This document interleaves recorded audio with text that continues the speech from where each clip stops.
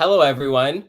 My name is Sanders Kleinfeld, and it's my pleasure to welcome Perry Zurn and Dani S. Bassett to Talks at Google today to discuss their new book, Curious Minds, The Power of Connection. If you're joining us on the live stream today, we'll be doing audience Q&A at the end of the talk, so please drop any questions you have in the chat on the right. Curious Minds is a multidisciplinary exploration of human curiosity. Equal parts scientific, philosophical, and literary inquiry, Zurn and Bassett develop a relational interpersonal model of knowledge cultivation that draws from the nascent field of network science, recent discoveries in neuroscience, and the wisdom of ancient and contemporary artists and thinkers from a variety of cultural traditions. Perry Zurn is an associate professor of philosophy at American University and the author of Curiosity and Power, The Politics of Inquiry. Dani S. Bassett is the J. Peter Skirkanich Professor of Bioengineering at the University of Pennsylvania and received a MacArthur Fellowship in 2014. Thank you so much for joining us, Perry and Dani. Thanks for having us. Yes, so excited to be here. Great. So to kick off this conversation, one thing I'm curious about is how you both became curious about curiosity. What started you on the journey of researching and writing this book?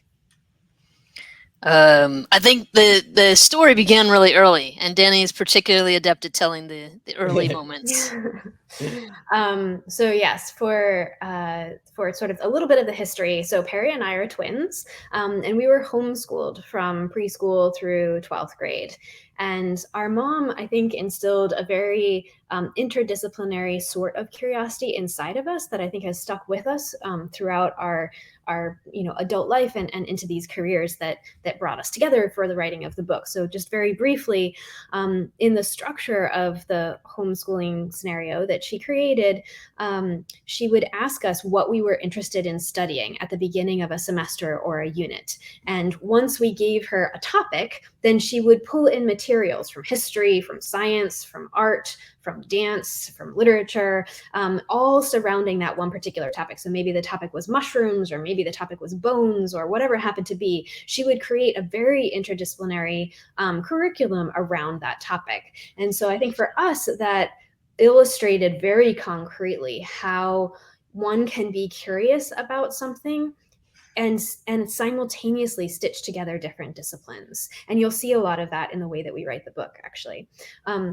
But the other thing or factor that I think was important in that way of learning is that it emphasized or foregrounded individual questioning, individual sort of self direction. So what is it that you want to know about? And I think that is something that has stayed with us and motivates us every day as we wake up and think, oh, what is it in science that I want to learn today? What is it in philosophy that Perry wants to research? As researchers, we are very focused on self-directed questioning. So those two factors, I think, in our upbringing explain some of our tendencies today. But the book, Perry? Yeah, the book itself began when I was writing my PhD, the dissertation on a philosophy of curiosity. At the time, there wasn't a whole lot of work out there on the topic, and Dani was in their postdoc working on network neural flexibility, so the ways in which the mind can flexibly interact with different parts of itself. And they were showing that neural flexibility has a really strong correlation with learning, capacity for learning. And as we must have been talking over the table at a Thanksgiving or a Christmas or something, and I was like, I think this has something to do with curiosity, right? And I think curiosity has something to do with network neural flexibility. And so it was really in that moment that we started to realize there's something between our fields and our interests where we could start excavating something. And it wasn't until years later that I think we had a book proposal and knew what we were going to say. And even then we started publishing other things together so that we could really knit together our understanding of curiosity and of the mind. So we've published 23 papers together so far, and the book is really an outgrowth of that collaboration. That's fantastic. It's so fascinating to take one topic and approach it from such traditionally disparate angles and get almost a unified view through that multidisciplinary looking at something. Yeah, for us that was so exciting, really, to be surprised by some of the resonances between our fields that we didn't know until we started really getting into it. Yeah, well, and I also think that that interdisciplinary conversation is sort of necessary in this case, not just wonderful, but necessary, because if you go into the contemporary science of curiosity, many investigators in the field are still questioning whether we have a good definition of what curiosity really even is. And so if we're at the stage where we don't even know how to define the word, then it calls us to say, well, or called Perry and I to say, are there other fields, are there other disciplines from which we could pull candidate definitions and then take them back into the sciences and say, is there evidence for that definition or this definition? So I think other disciplines provide stepping stones when one particular field might feel a little bit stuck. Yeah, exactly. What I found really refreshing about the book is the desire to sort of throw away preconceived notions of what curiosity might be. So, for example, I think in traditional conceptions and representations of curiosity, it's tended to be a very individualistic way of looking at it. I'm thinking, we have idioms like satiate one's curiosity that depict it as something that's like a very personal need that you need specifically to be filled. But in the book, you propose a theory of curiosity that's fundamentally collectivist in nature. And I was wondering if you could talk a little bit about how that can work. Yeah, exactly. So we propose that curiosity is not a drive to acquire information. That's usually this kind of individualistic account that you're talking about, where I go and I want to know something. So I go out and I talk to somebody, or I look at an object in the world, or I Google something, literally, and I want to know a particular thing, and then I get it, and that's curiosity. That's been the conception, and we really think that misses so much about how curiosity works. Curiosity for us is a capacity to connect what I know now to what I want to know, first of all, but also to connect ideas to ideas, facts to facts, perceptions to perceptions, experiences to experiences, people to people, right? Because we're constantly building our knowledge with each other and always in conversation. And then to connect ourselves and our world, our natural world and our social world. So all of those connections, the capacity to make all of those connections, are necessary to build knowledge, and we attribute the capacity to build connections there to curiosity itself. And that has really cool implications for network neuroscience.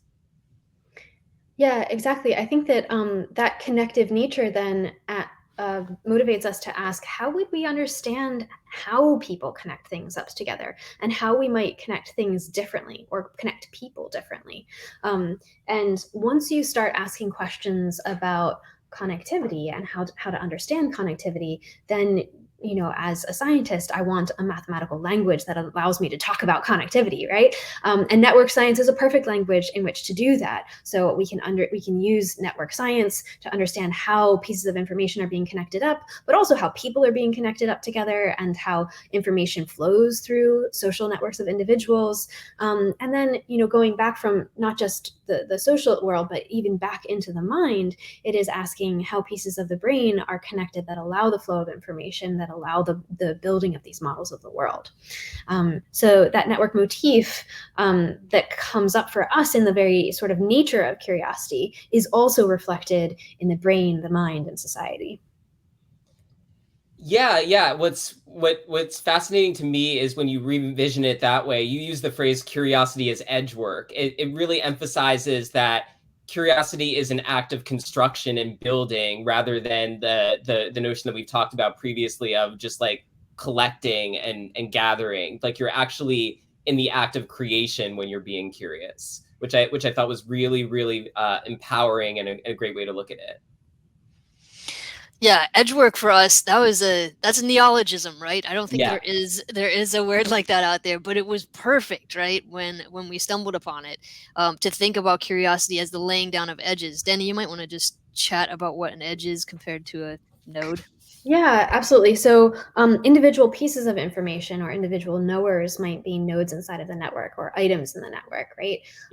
But then the actual connection or the relationship between those pieces of information is what's called the edge. So when Perry is saying edge work, or when Sanders says edge work, it means it's related to this bridge between two different items or two different people.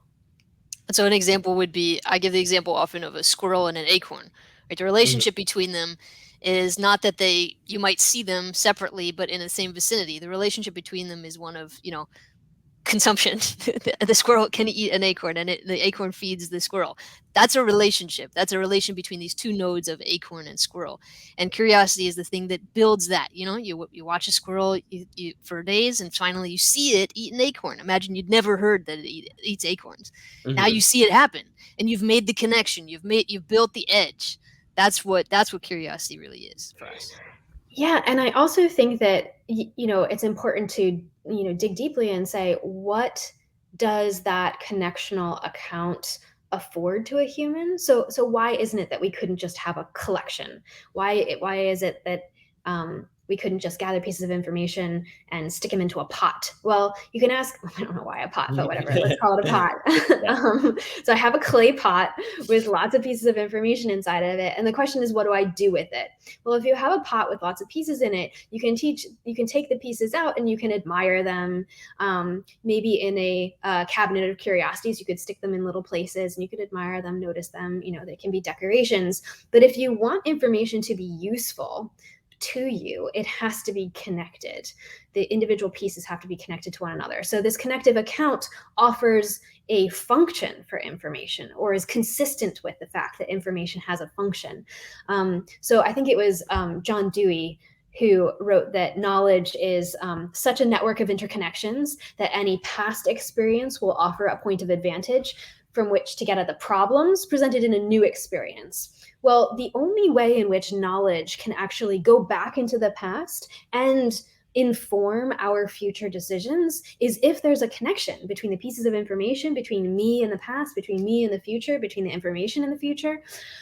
So really that functional affordance is only possible when there are connections. Right.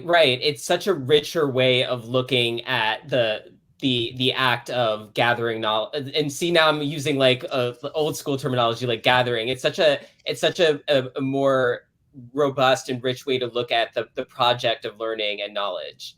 That my favorite definition I think that you used in the book to talk about curiosity was, you said it was inquisitiveness untethered to acquisition.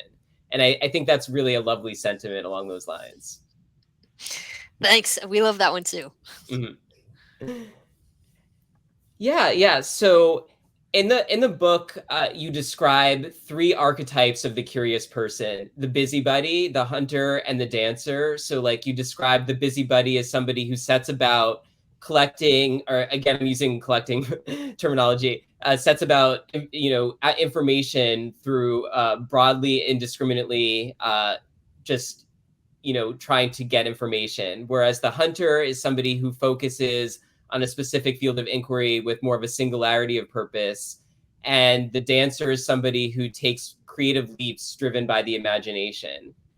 And I'm wondering, how would you describe your curiosity, each of you? Yeah, that's a really great question. Sorry, Perry, you were about to answer. Continue. No, as you know, I don't always have an answer for this question. Mm-hmm. I think that it can depend on the time, on what I'm doing, or what stage I am in a particular project. So if I'm really early in a project that of investigation or research, I will more likely be a busybody. I'll be reading a lot of things, skimming a lot of articles, just checking out the abstract, looking at titles. What have people said? What have people thought? That's interesting. What about this? Just kind of scanning a landscape. But then I typically get serious, right? And I get focused, and I get that sort of hunter-like quality. Oh, this is weird. This is interesting. Not a lot written about this. Let's go there, right? And the more you go there, you realize there's so much to think about that folks haven't thought about yet. And then you have the opportunity to be the dancer and to imagine. But it doesn't always have to work in that sort of chronological order. Dani, I don't know if you want to speak for yourself there. Yeah, I do, but I also kind of want to underscore the fact that these 3 styles are not sort of haphazardly created. They were excavated by Perry from a philosophical historical approach where, I mean, Perry, you can talk about it, but I can say it really briefly too, which is, so Perry finds the words for curiosity in German, French, Latin, English, a couple other languages, and identifies where those words are used in the Western intellectual tradition for the last 2,000 years, and then collates all that information and pulls out, what are the common phenotypes or the common practices or the common styles of curiosity that are being evinced by these passages that use that term. And so what these three styles, you can think of them as styles of curiosity that have been with us in the Western intellectual tradition for 2,000 years. That doesn't mean that they're not other styles that may be pulled out from other intellectual traditions, or that there might not be other styles that each of us might feel in our own bodies today. So there's just kind of a little bit of background to that. But yes, so which of them am I, or in what order? I think is a really good question. I find that I evince different kinds of curiosity in different parts of my life. So when I read for personal pleasure, I read in a very eclectic way. So I feel much more like a busybody. I'm very, there are so many different reasons why I might pick up a particular book that it feels very disconnected. And as I move from one book to another, it's a huge leap. But when I'm in my world of scientific research, I think I show a lot more of the hunter. And then I think when I am trying to plan out or imagine what the future of my research could be over the next sort of 5 years, I feel much more like a dancer. I want to pull this piece in from over here and this piece in from, I don't know exactly how I'm going to do it yet, but I think I can and I want to. I think that would be a rich space to be working in. So there's also sort of a temporal expansiveness to that dancer motif, I think, that I sense in the longer term imaginings of the future. What I found fascinating is that in your research, you were actually able to pinpoint the distinct behaviors associated with the different archetypes through the experiment you did with Wikipedia and observing people's web browsing habits. Yeah.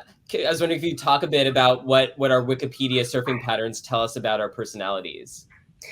Yes, absolutely. So this is work that was led by David Leyden Staley, who is someone that we collaborated with. He's a professor of communications at Penn. And in that study, what we did is that we had people browse Wikipedia for 15 minutes a day for 21 days. And as they were browsing, we tracked which web pages they went to. And with that information, we could determine the size of the steps that they took. Did they move between two web pages that are very close together in terms of their semantic content? So for example, did they start on a page for applesauce and go to a page for apple butter, for example? Mm-hmm. Or did they go between two pages that are very, wildly different, from The Catcher in the Rye to oak trees, right? So it feels very, very broad. So what we were able to do is to track those sort of distances of steps as people were browsing. And what we noticed is that there is a whole continuum of individuals, from the people who are very busybody-like, so moving between web pages that are very disparate, to people who are much more hunter-like. So one person, for example, focused on studying the royal family, or not studying, reading about the royal family for the full 21 days. Another person really focused on Jewish history for 21 days. So there are differences in the ways in which we are browsing Wikipedia that span this hunter to busybody continuum, and therefore suggest that the styles of curiosity that we evince today are consistent with the styles that Perry excavated from the last 2,000 years, which I think is really neat. And Perry, maybe you can say a little bit about sort of, this worry that people have in their minds of, is technology like Wikipedia or the internet ruining our curiosity? Yeah, we do get this question, Google included. Is Google ruining people's curiosity? And so part of what this study shows is that our curiosity is alive and well and functioning in many of the ways that it has for thousands of years. And no real demonstrable effects in that sense on our curiosity based on these more technological developments these days and social media. But we do say in general that we need, for our curiosity to stay really lively, our brain does need moments of turning off, and then that's backed up by philosophy as much as it is by neuroscience.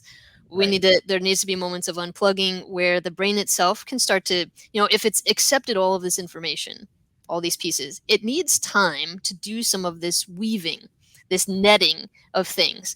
And there's all these studies where you should go to study something and then go to bed, and the next day you'll know it better than if you stayed up all night.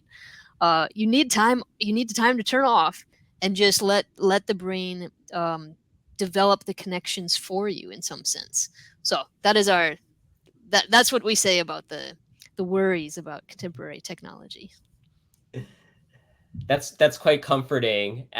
So one of the chapters in your book is devoted to some of the cutting edge research currently being performed into the neurological underpinnings of curiosity.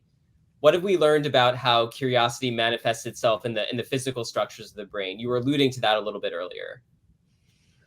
Yeah, so there are different parts of the brain that are that have been shown to become activated when people are curious, or when they are evincing these patterns of information seeking or wanting to know. What's interesting about that set of results is that there are open questions right now in neuroscience about how much of that activation is related to motivation, how much of that activation is related to seeking for with a particular outcome or reward at the end. And so I think that at the moment, neuroscience is still, as a field, trying to pull apart the different explanations for this pattern or constellation of regions that are activated. I think that the kind of curiosity that Perry and I are really interested in includes a curiosity that doesn't have a use or utility in mind for somebody, that we are not seeking this information because it is necessarily rewarding immediately to us, but that we are seeking it because we want to, and because it is possible that some of that information will become rewarding later, but it's also possible that that information will not be used later. And so I think in the field right now, an interesting question is, how do we parse the role of utility in curiosity and in the neural explanations of curiosity? That's really interesting. Are there any insights that people have turned up as to why we would go about being curious about things that have no immediate utility or maybe even no long-term utility? Any theories? Well, there definitely can be. I mean, the more that you acquire information, the more likely you will have acquired pieces of information that will be useful in the future. Right. So there is a long-term, like, probabilistic utility that is commonly raised.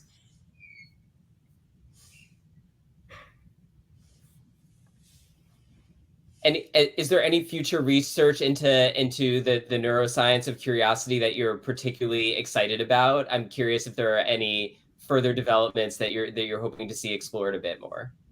I think I'm really interested in more in the curiosity that is present in people who are neuroatypical or neurodiverse, and I think I'm interested to know more about the ways in which their curiosity may be not only identified and celebrated, but also supported. And this is an interest that I think is also very heavily motivated by hearing Perry talk a lot about these questions from more of a pedagogical and philosophical perspective too, and the perspective of social change and social justice. So I don't know, Perry, do you want to talk a little bit about that? Yeah, I mean, we need so much more attention here. There's so little research and support for neurotypical curiosity and the way in which it demonstrates itself in the classroom, for example, but also in the workplace and in other social settings. And it's remarkable how focused curiosity studies have been on neurotypicality, right? And so, yeah, it's this wide open space where folks really need to be paying greater attention and noticing this is a moment where curiosity diversifies itself, where it just shows up in a lot of more variety than I think any of us realize or appreciate. So on the one hand, this is really important for the disability community, I think in general, but also for everyone to start changing how they think about curiosity and their capacity to recognize it, and think instead of like, oh, I don't see it in this student or this person or this colleague, they're just not curious. Start to think, where is it, right? How is it showing up and being experienced for this person? How might I learn better to recognize that? Yeah. Sorry, Sanders, you were going to say. Yeah, I agree. I think that's so important. We should also, part of being curious is being curious about other people's curiosity and how it can manifest very differently in different people, and making sure that we are very inclusive in how we look into it. So I think that's great, and I really appreciate that's something that you're focused on. Awesome. Yeah, so you argue also that curiosity is not just an activity of the mind, but that there's a kinesthetic component to it as well. How can our curiosity and the inquiries of the mind be augmented by the movements of the body? You talk about a lot in the book. Yeah, this is so key, I think. For so long, people have thought, really, really early on, thousands of years ago, people thought about curiosity as living in the soul, right? When we talked more about having souls, broadly. And then folks really thought about it as somewhere in the mind. And then today, I think people think about it more as in the brain, where whatever relationship the brain and the mind have is lots of debate, right? But really internal. And I think that has limited our ability to understand and facilitate curiosity. Curiosity is something heavily embodied and social. So what I'm really interested in all my work on curiosity is to, including this book, right, is to ask, how does curiosity work? How does it show up? How do we practice it? What does it do? What does it prompt us to do? What kind of parts of my body are pushed to move in what kinds of ways when I get curious? That could be my heartbeat, right? Is it raised? Is it excited? Am I like, oh, I really want to know this? It could be my hands and my feet. Where am I going? What am I picking up? It could be my mouth, right? It could be I want to ask a question, or it could be my ears activated because I really want to listen. What is this? And we do have a short chapter on walking and curiosity, which has for a very long time, walking has been thought of as this exploratory activity, and we want to revisit that through the lens of curiosity. How is it that walking is always a form of curiosity through our bodies and in the natural world? Again, getting out from behind necessarily the brain and the mind and putting us back into the world. We had a wonderful time excavating the resonances with network neuroscience because, well, Dani, what are the resonances? Yeah, so when you think about curiosity being this connective process on networks and on building networks of knowledge, then you start asking, well, how is it that we walk on these networks of knowledge? Maybe going back to the Wikipedia experiment, right? Wikipedia is a network of knowledge. It's web pages that are connected to one another in a particular way. There's a whole topological structure to that organization. And then the question is, when we go and browse, we're taking walks. I even use the word step. Is it a short step or a long step? So we're walking on these networks that other people have built before us. Or maybe when we discover something new, we're walking into an empty space and laying down a new track that somebody could follow after us, could walk on after us. So there is a natural frame in which to be thinking about walking on networks of knowledge. And there's also a mathematical correlate of how we can quantify different kinds of walks on networks, and we may each walk differently on networks, and we can quantify that very precisely. Anyway, back to you, Perry.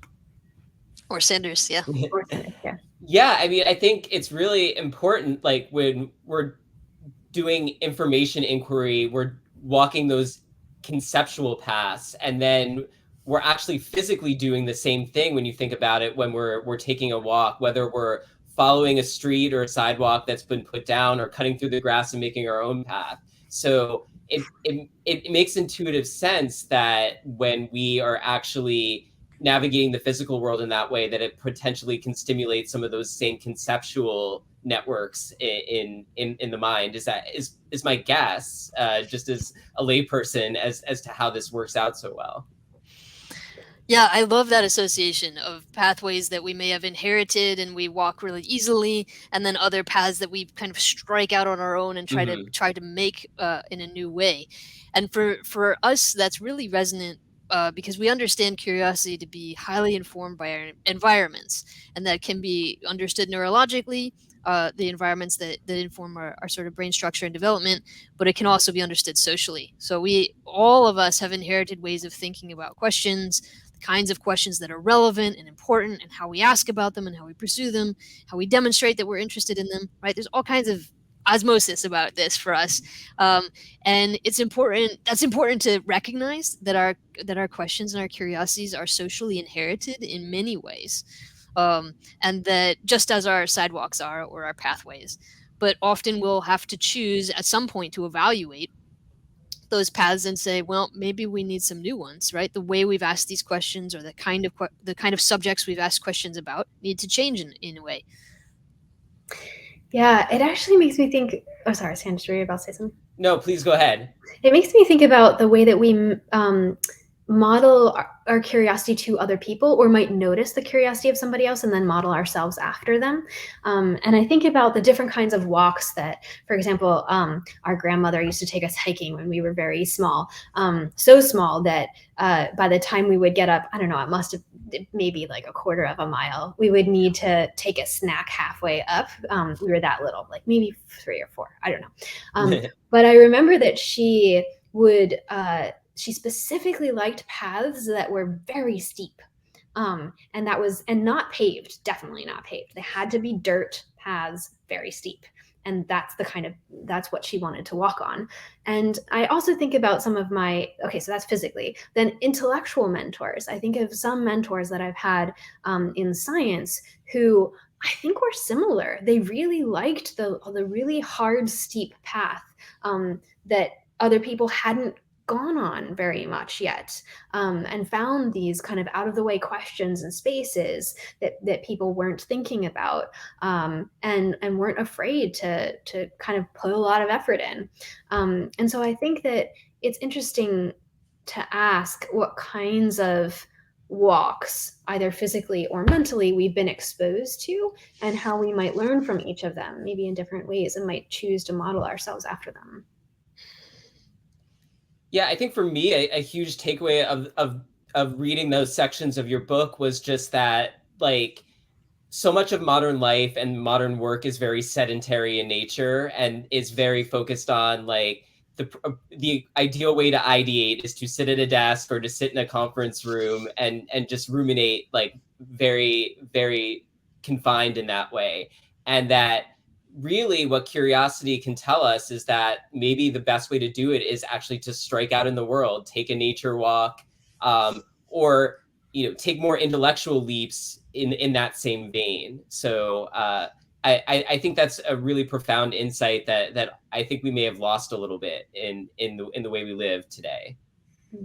Yeah, and we're also really interested in kind of us changing how we talk about this in relationship to the disability community too, right? So a lot of folks in the disability community talk about taking a walk in a wheelchair, for example, or with mobility devices, and that's certainly as much of a walk as anything, right? Yes. But at the same time, we just recently came across this question. A student asked us about, is there a kind of stationary curiosity, right? And is that good or bad, or what does that look like, right? With the association of curiosity with movement obviously is really important for how we understand curiosity, but I wonder if we have to think also about curiosities that, so when maybe meditative traditions, or presence-based kind of Buddhist traditions, where you try to be in one place and not move,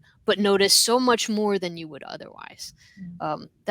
maybe that's part of what you're saying, sort of this mental movement, because you can focus on not moving your body. That's also not just a sedentary, working at your table or something. Yeah, I think that's a really important point, that it's not necessarily just physical motion. It's really any sort of dynamism that you can execute in various different ways depending on what your particular style is. So yeah. One thing that I was thinking about also as I was reading is that curiosity is a personality trait that has historically been valued in some social cultural contexts and devalued in others. Oftentimes there can actually be a stigma associated with someone being perceived as curious. Even today, like if the word itself has different connotations depending on the context, I'm not sure people would necessarily appreciate being told like, oh, you're a curious person.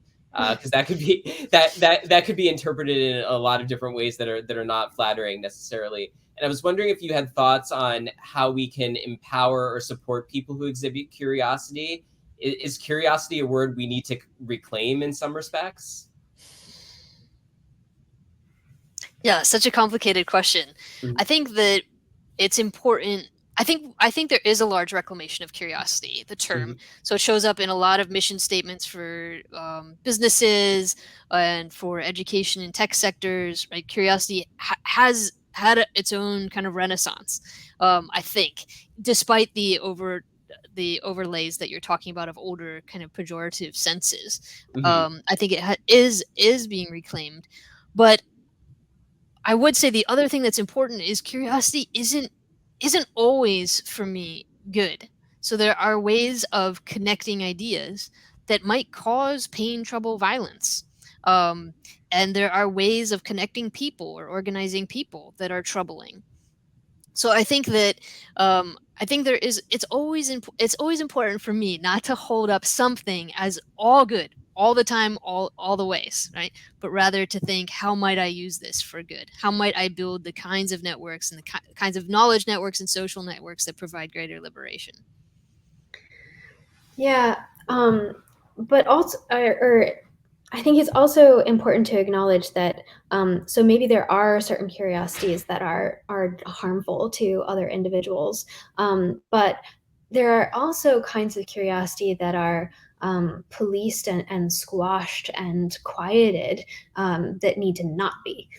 So we need to sort of push back against those narratives too. Certainly in academia, and we talk about this to some degree in the book, in academia there are scholars, questioners, inquirers who ask questions even today, and the fields that they are in might say, well, that's not a question that we ask, or it's not asked in the style that we ask it, and therefore push away both scholars and whole sets of questions that could really be relevant for the progress of the field, or fields plural.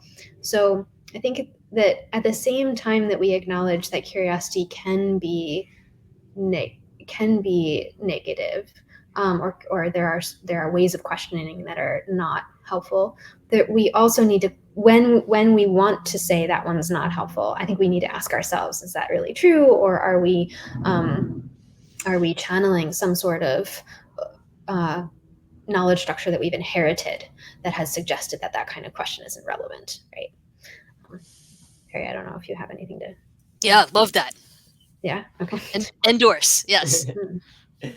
Yeah, it's again getting into that meta curiosity vein. We should be really curious in the circumstances in which curiosity is supported, and the circumstances when it's discouraged, and maybe be thinking about that a lot as well. Yes. Oh, I love the way that you phrase that. And sort of relatedly, how can we spark and foster curiosity in those positive contexts in ourselves and others? Are there specific curiosity nurturing practices that you recommend? We're thrilled about the conclusion of the book, well, the appendix really, in which we turn from the three styles that I, culled from the history of philosophy, turn from that to natural creatures, insects, animals of various sorts, reptiles, amphibians. I think there's all of that in there, and try to think about curiosity in the multitude of ways in which living beings demonstrate it, and we've just turned to this bestiary that we've been building, and for me that's one of the how to encourage curiosity. Well, just kind of for all of us, let's blow open what we think curiosity might look like, and using the lens of the natural world, which is full of exploration and innovation, experimentation, is one way. Dani? Yeah, and maybe one other way that I think could be really useful is to put yourself in environments, situations, contexts, connections with other people where you might be exposed to really different styles of curiosity or different kinds of questioning. And that exposure, then from that exposure, we can sort of pick up the pieces that we really like a lot and we might want to try as well. Again, sort of going back to the idea of modeling curiosity or mentoring curiosity and the kinds of curiosity that I've learned from different people in my life. And I would never have been able to pull these pieces together in this particular way that is me if I hadn't been exposed, I think, to those different practices. So I think the idea of exposing ourselves to different practices of curiosity in the people around us has a lot to offer. I love that as well. So I think we're going to transition over to audience Q&A at this point. And I just wanted to remind everybody in the audience, if you have questions for Perry or Dani, please just drop them in the chat and we'd be happy to answer them. Okay, so our first question is for Elaine. Sounds like technology has had a significant impact on your work. Do you ever muse about how you would do this research without our current technology and data?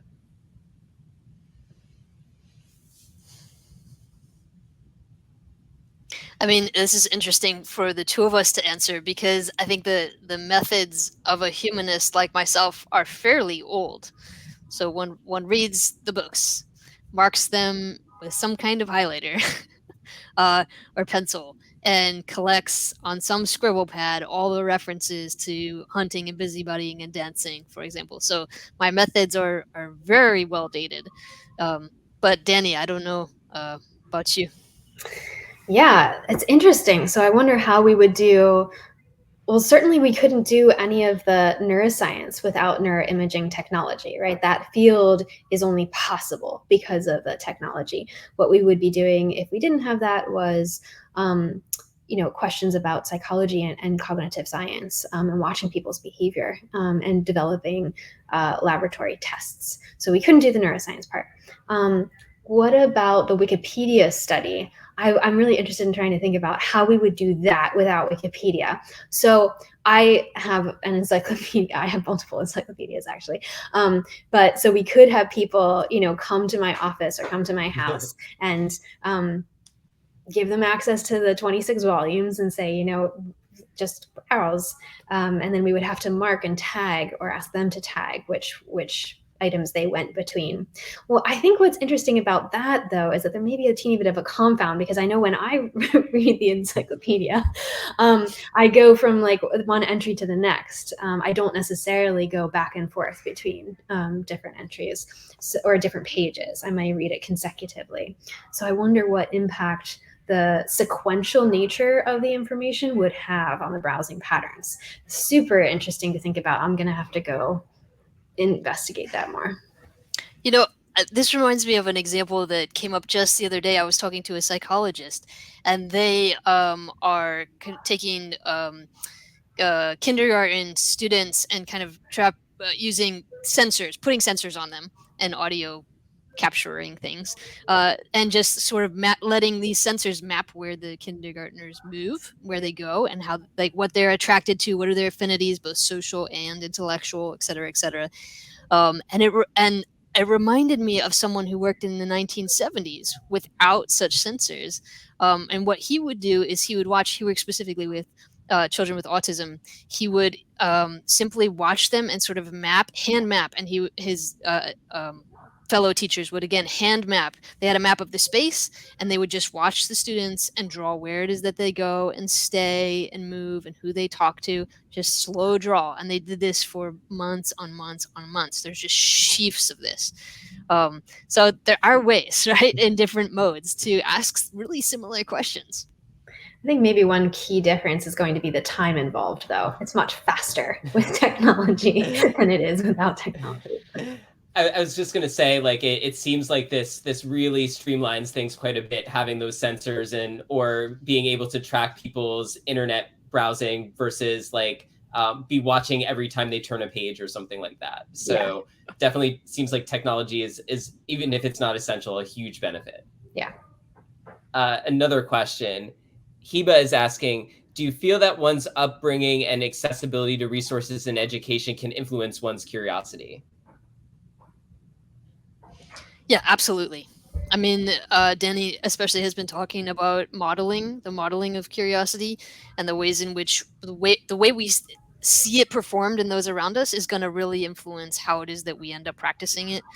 Access to resources, to mentors, sometimes our books. Here's our book, but books are our mentors also, right? There are other forms of information. Teach us how to ask questions. And so if you have less access to public libraries, for example, then you may have less models for curiosity and ways of finding the thing that works for you. But also, I think a key part of that is not to assume that somebody is not curious because they haven't had privileges. So I think in a sort of the other side of that coin is that yes, being exposed to different styles of curiosity is really important, but also there is a style of curiosity in each of us that's there just because we're us. And part of our goal, I think, is to be able to see that in each person and recognize it and value it and celebrate it. Definitely. Next question. Have you considered ways to create containers that nurture curiosity? Something that may make folks feel safer experimenting or exploring? Yeah, this is really interesting. There's an organization called the Right Questions Institute that has developed a kind of curiosity practice for any kind of setting, educational, business, or otherwise. And it's really an getting folks together and saying, okay, let's just ask as many questions as we can about this topic. No holds barred, right? Just like let yourself go wild. And one of my concerns is, well, who might that make uncomfortable, depending on what kinds of questions the group you're in is saying, well, we should throw this on the board, right? And one of the things I've said in respect to that work is I think it's important for a group to take a moment and say, okay, what is it that we value about each other, perhaps about the differences of our opinions? What do we want to get out of this exercise, and just start to build a little bit of collectivity around the experience so that we have a sense of who's in the room, right? I think that will then affect the kinds of questions that we do throw on a board or throw on the table. So I think that as far as creating more safer environments, I don't endorse necessarily just all questions anytime from anywhere. I think that we need to always be bringing curiosity back into this social fold of awareness and community and relation with one another, and that in itself will do a lot of not only the safeguarding of different folks, but I think it will also make for deeper questioning. We'll be less likely to just splatter stuff everywhere. We'll be more likely to join in some kind of real inquiry. Dani, I don't know if you have one for this too. I was just trying to think about the class that I'm teaching right now on scientific curiosity, and what is it about that class that I think encourages students to feel pretty free in asking different sorts of questions. And I think part of one thing that I've found helpful is bringing in lots of different kinds of content. So from philosophy, from animal science, from neuroscience, from herbology. So if I can bring in like lots of different kinds of content, then they feel that expansiveness a little bit, and I think then they can ask questions or suggest things that might feel that broad, right? And the other thing that I do is to have an animal of the week, where we delve into either the biology or the habitat or the behaviors of very, very strange animal. I pick them purposely because I think that they're strange and wonderful. And I think that in channeling kind of an awe and a wonder, the students also, I think, feel a little bit freer to ask questions, because when you are in that moment of, oh my goodness, this thing is so unusual, I've never seen anything like it, did you know that they do this? Then they, I think part of that openness and surprise motivates, again, this expansive approach to the content of the class. I love that so much. Next question.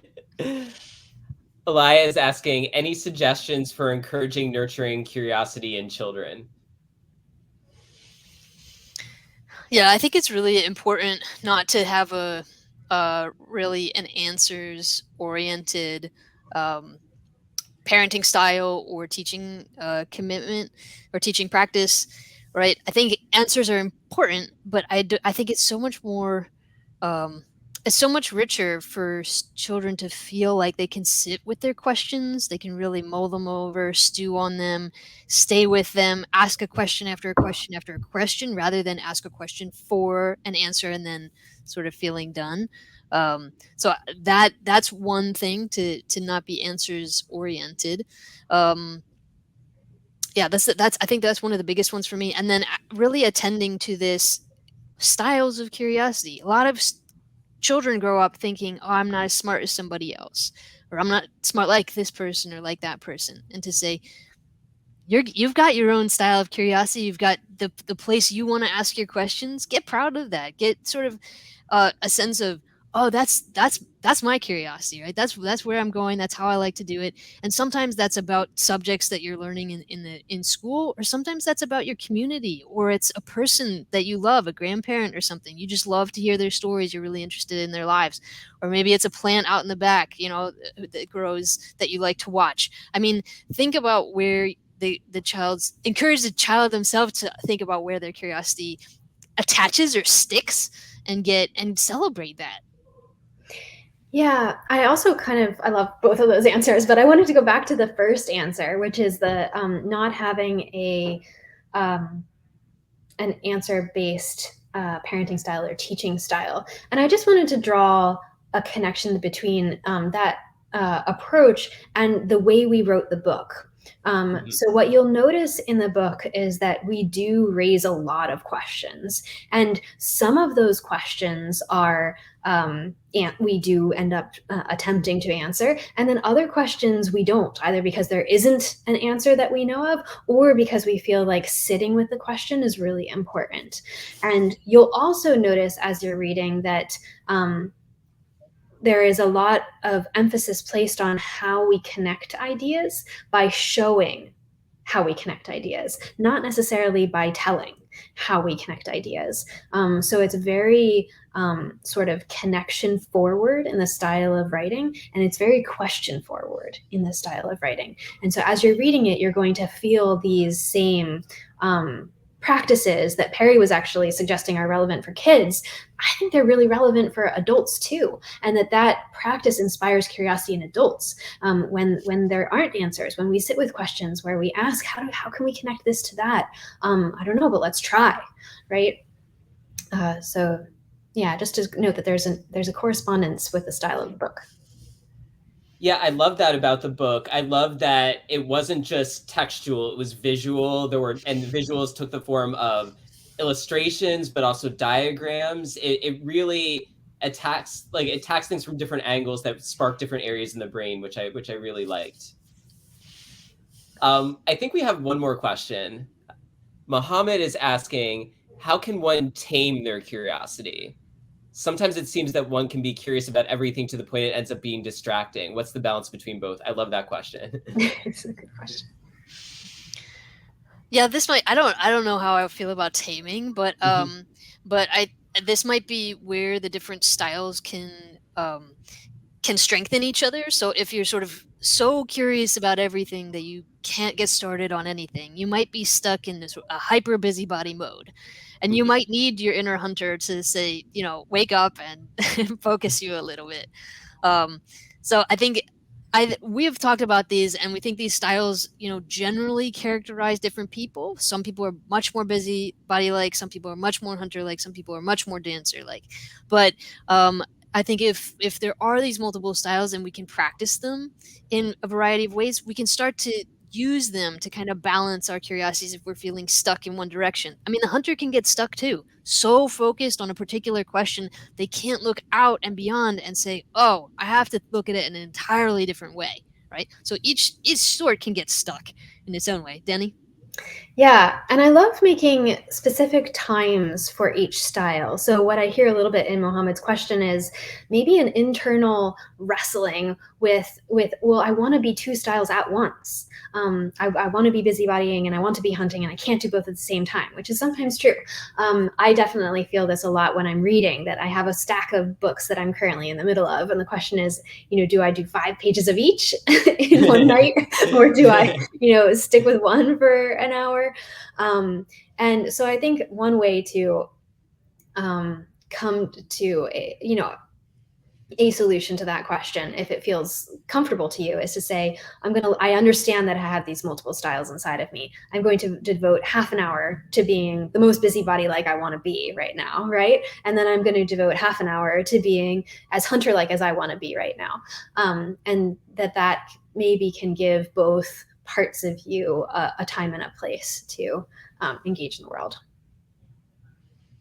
I think that's great. I think just being aware that that's a challenge is part of it. I think maybe just being mindful about it, like you were suggesting, is a great way to go about it.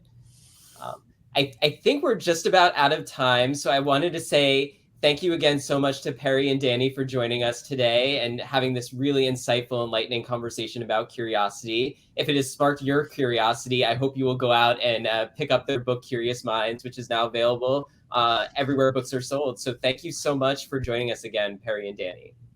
Thank you so much for having us. Yeah, thanks so much for having us.